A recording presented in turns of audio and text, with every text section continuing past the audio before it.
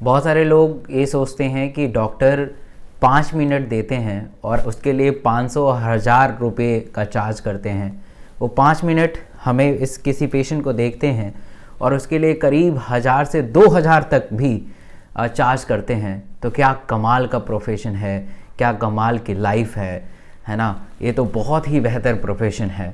अगर आपको ऐसा लगता है तो ये वीडियो आपके लिए बनी है। आपको पता चलेगा कि इस वीडियो में कि उस 5 मिनट की वैल्यू के लिए, उस 5 मिनट को देखने के लिए इतना जो हाई पे स्केल होता है किसी डॉक्टर का, उस 5 मिनट के लिए कितना स्ट्रगल करना पड़ता है। पूरे MBBS की जर्नी और MD और SR और भी आगे की जर्नी को मैं शेयर करूँगा।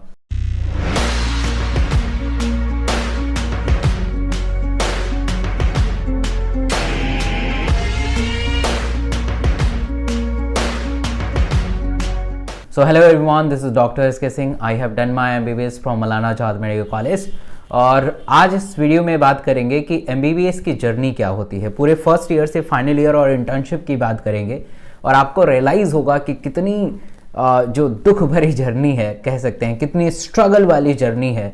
और आपको इस वीडियो को लास्ट तक देखना चाहिए ताकि आपको रियलाइज़ हो सके, पता लग सके कि MBBS स्टूडेंट की जर्नी क्या होती है, किस प्रकार होती है। क्योंकि आप नीट के एस्पिरेंट हैं, आपको पता होना चाहिए कि आगे की लाइफ कैसी होने वाली है। स्टार्ट करते हैं नीट के एग्ज़ाम से और फिर ले चलेंगे आपको डॉक्टर बनने का सफ़र। तो जब हम नीट, आपको पता है नीट एक बहुत ही कॉम्पिटिटिव एग्ज़ाम है जहाँ पे हर साल करीब 16 से 17 लाख स्टूडेंट अपीयर होते हैं और उसको बहुत ही मुश्किल से क्रैक करते हैं। कंपटीशन का इतना लेवल बढ़ गया है कि अब 720 आउट ऑफ 720 आते हैं। तो कंपटीशन बहुत टफ है। जैसे तैसे आपने नीट को क्रैक किया और आप मेडिकल कॉलेज में पहुंच गए, फर्स्ट ईयर की जर्नी आपकी स्टार्ट होती है। फर्स्ट ईयर में आपको लगता है, क्योंकि आप MBBS में जा चुके हैं, आपको लगता है कि अब तो फ़न करेंगे, हमने बहुत मेहनत किया नीट को क्रैक करने में, अब हमारा टाइम जो है कुछ और है, अब हमें जो है एंजॉय करना है। बट ऐसा कुछ नहीं होता है। आपको 1-2 महीने में रियलाइज़ हो जाता है कि अगर आपने यहाँ पे नहीं पढ़ा ठीक से तो आप जो है फेल हो जाएंगे, आप कभी भी डॉक्टर नहीं बन पाएंगे। फर्स्ट ईयर में 3 सब्जेक्ट पढ़ने होते हैं, एनाटमी, फिजियोलॉजी, बायोकेमिस्ट्री। और इसमें से एनाटमी एक ऐसा सब्जेक्ट है जिसमें करीब 80 से 90% हिस्सा आपका पढ़ाई में चला जाता है। आप पूरे 1 साल स्ट्रगल करते हैं आपके शरीर के ऑर्गन को समझने में कि वो ऑर्गन कहाँ पे स्थित है, उसमें कौन सी आर्टरी की सप्लाई होती है, कौन सी नर्व की सप्लाई होती है, उस ऑर्गन के आसपास क्या चीज़ें हैं और बोन कहाँ है, बोन पे कौन कौन से मसल्स लगती हैं। बहुत टफ है। आप पूरे शरीर के मसल्स को याद कर लेते हैं, पूरे शरीर के आर्टरीज को याद करते हैं, पूरे शरीर के नर्व्स को याद करते हैं, पूरे ऑर्गन्स के बारे में जानते हैं। तो इट्स रियली टफ और रातों की नींद उड़ जाती है। जब मैं फर्स्ट ईयर में था मौलाना आज़ाद में, तो मैं अपने फर्स्ट ईयर के एग्ज़ाम को देने के लिए 2 रात तक सोया नहीं। इतना ज़्यादा स्ट्रगल होता है कि अगर आप किसी बड़े मेडिकल कॉलेज से अपना ग्रेजुएशन करते हैं, MBBS करते हैं, तो वहाँ पे क्रीम बच्चे आते हैं, वहाँ पे कॉम्पिटिट करना अपने आप में बहुत बड़ा चैलेंज हो जाता है। तो रातों की नींद उड़ानी पड़ती है ना। 5 से 6 घंटा सिर्फ सो के और फिर जो है आप फर्स्ट ईयर के MBBS को पास होते हैं। यहाँ पे पास होने के लिए बहुत स्ट्रगल करना पड़ता है। यूनिवर्सिटी के एग्ज़ाम बहुत टफ होता है और यूनिवर्सिटी के एग्ज़ाम देने के लिए बहुत सारे क्राइटेरिया होते हैं कॉलेज में। ये कॉलेज के क्राइटेरिया अलग अलग बदल सकते हैं। मैं अपने कॉलेज के बारे में बताऊं, मौलाना आज़ाद मेडिकल कॉलेज के बारे में बताऊं, तो वहाँ पे 85% आपका अटेंडेंस होना कंपलसरी है। अगर आप 85% आप अटेंडेंस नहीं है तो आप एग्ज़ाम नहीं दे सकते हैं।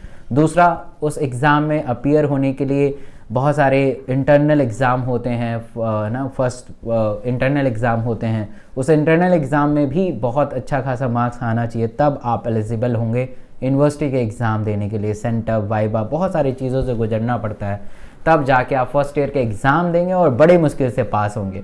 ऐसे ही सेकेंड ईयर की कहानी होती है। सेकेंड ईयर में आपको पेशेंट देखना पड़ता है ना। वहाँ पे क्लिनिकल सिनारियो के बारे में पूछा जाता है, क्लिनिकल कंडीशंस के बारे में पूछे जाते हैं और वहीं पे आपके एग्ज़ामिनर डिसाइड करते हैं कि आप पास होने लायक हैं या नहीं हैं। सो बहुत जो स्ट्रगल होता है बहुत अपर लेवल का होता है, जहाँ पे बहुत सारी मोटी मोटी बुक पढ़नी होती है। पिछले वीडियो में मैंने आपको बताया था कि पूरे MBBS में आपको कितनी बुक पढ़नी होती है, कितना रिटेंशन पावर चाहिए, और उस रिटेंशन के लिए, उस बुक को पढ़ने के लिए कितना आस की ज़रूरत है, कितना मेहनत करने की ज़रूरत है, आपको रियलाइज़ हो ही गया होगा क्योंकि आपने उस वीडियो को देखा ही है।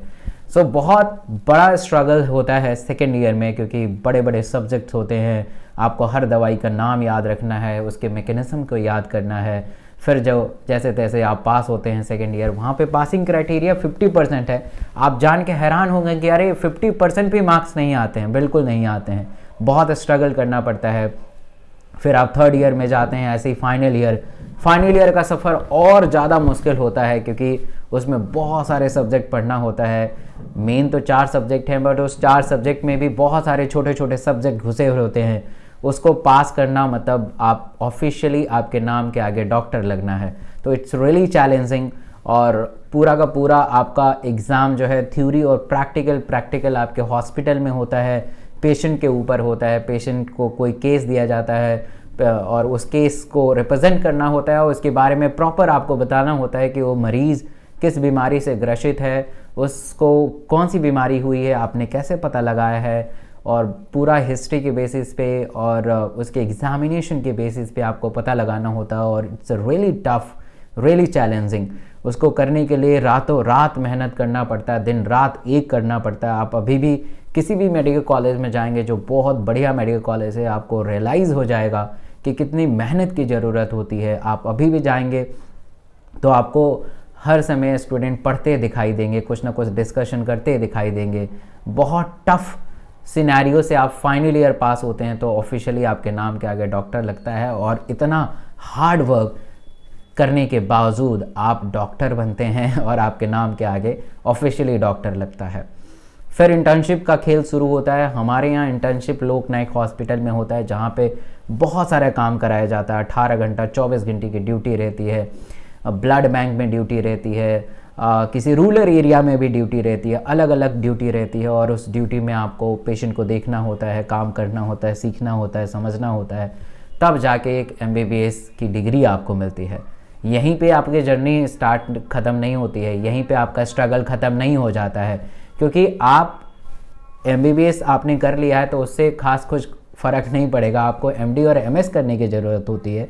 ऐसे ही नीट PG का एग्ज़ाम देना होता है, जहाँ पे 1 साल 2 साल ड्रॉप करके और आप जो है नीट PG की तैयारी करते हैं, और फिर आपका अगर ड्रीम ब्रांच मिल जाता है तो ठीक है, नहीं तो वहाँ पे भी कॉम्प्रोमाइज़ करना पड़ता है। और फिर जाके आप 3 साल के सफ़र में फिर जाके आप डॉक्टर कहलाते हैं। तब उस 5 मिनट का, जो लोगों को लगता है कि उस 5 मिनट में डॉक्टर 500, 1000 और 2000 3000 रुपये लेते हैं, आपको रियलाइज़ हो गया होगा कि उस 5 मिनट को देखने के लिए इतनी बड़ी जो जर्नी है, इतना बड़ा स्ट्रगल है, उस स्ट्रगल से गुजरना होता है, उस स्ट्रगल को भेदना होता है और भेद के डॉक्टर बनना होता है। तब जाके आप जो है उस 5 मिनट का 500, 1000 रुपये चार्ज करते हैं। तो आपको लगता है क्या कि उस 5 मिनट को देखने के लिए डॉक्टर जो है अगर 500 रुपया ले रहा है, 1000 रुपये ले रहा है, तो क्या वो गुनाह कर रहा है? बिल्कुल नहीं कर रहा है, क्योंकि उसने पूरी ज़िंदगी अपने पढ़ने में, समझने में, पेशेंट को करने में लगा दिया है। और डॉक्टर की लाइफ अर्निंग के लिए नहीं बनती है, वो तो अर्निंग इसलिए है क्योंकि उसका भी तो घर परिवार है, उसको भी तो अपना पेट चलाना है। हम लोग आगे फ्रंट पे रह के काम करते हैं और बहुत अच्छे तरीके से चीज़ों को समझते हैं, जूझते हैं, तब जाके हम डॉक्टर कहलाते हैं। सो आई होप कि आपने इस वीडियो को एंजॉय किया होगा। इस वीडियो को आपको हर एक उस नीट एस्पिरेंट को भेजना चाहिए जो डॉक्टर देखने का सपना अपने दिल में संजोया हुआ है, और मुझे कमेंट करके बताइए कि क्या आप इस स्ट्रगल को करने के लिए तैयार हैं, तभी आप डॉक्टर बन सकते हैं। अभी तक इस चैनल को नहीं सब्सक्राइब किया है तो डू सब्सक्राइब ज़रूर कीजिएगा, ताकि आप मोटिवेट रहें और बेहतर कर सकें। Thank you so much.